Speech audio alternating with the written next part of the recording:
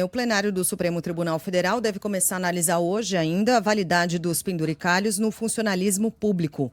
Pagamento de verbas indenizatórias não previstas na Constituição está suspenso por duas decisões. Vamos lembrar aqui, uma do ministro Flávio Dino, outra do ministro Gilmar Mendes. Em São Paulo, vejam só, ouçam só esse caso, o Tribunal de Justiça quadruplicou os valores pagos acima do teto nos últimos 2 anos. Então vamos lá, em 2023... um desembargador da ativa recebia, em média, R$23 mil além dos próprios vencimentos. Atualmente, esse valor supera R$90 mil, ou seja, um aumento de 300%. Como, aliás, todo trabalhador brasileiro recebeu de aumento de lá para cá, né? Quem não teve 300% de aumento padrão, de lá né? para cá, né? E acima do teto. Esse salto ocorreu depois de uma resolução do CNJ que permitiu o pagamento em dinheiro de folgas a título de indenização. Tem um outro levantamento apontando que o Ministério Público pagou quase R$3 bilhões em verbas retroativas entre 2024 e 2025. Os valores beneficiariam integrantes ativos dos estados e da União. Pegando outro recorte, outro exemplo, só um promotor do Ministério Público do Maranhão recebeu R$4 milhões no período. E quando a gente fala de um aumento de 2023 para 2025, significa que os caras não estão nem aí com o que a gente diz e com a pressão da sociedade. Precisa subir essa pressão, porque não tem outro caminho. Eles continuam argumentando que não há ilegalidade nisso, Marangoni. Quais os próximos caminhos? Vamos ver o que acontece, porque tem essa previsão para hoje de análise no plenário da validade dos penduricalhos, né?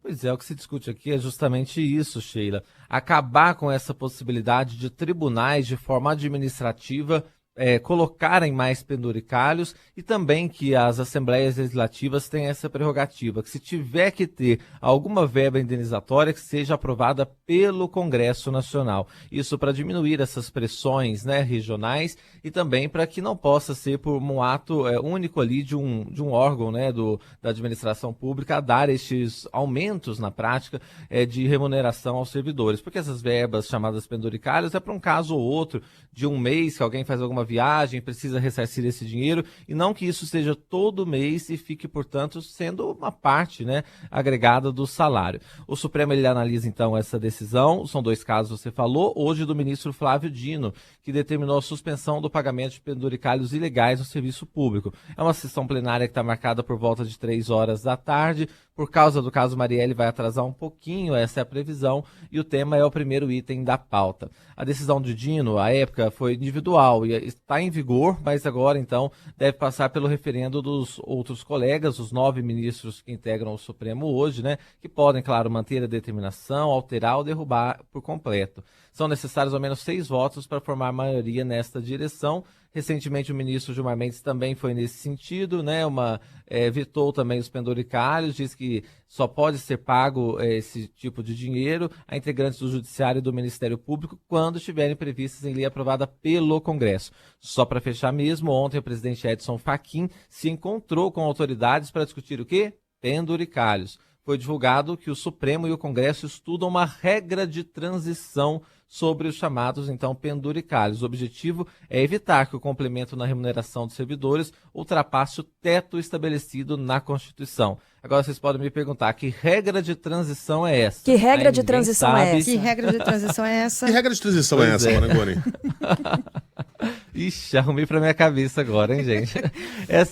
Essa regra de transição, na verdade, é uma grande incógnita. O Supremo, ele colocou nessa nota e todo mundo ficou, mas que regra seria essa? Isso está sendo pensado, ainda está no mundo das ideias, né? Para que seja colocado ali no papel e ver se tem condições de passar no Congresso Nacional. Então, não há clareza que regra de transição seria essa, mas parece que há uma costura para que esses valores que estão ilegais e fora do teto constitucional não sejam cortados de uma vez, mas que seja, como acontece muitas vezes no Brasil, de forma bem lenta até isso, de fato, deixar de existir, porque contraria, né, as próprias determinações legais.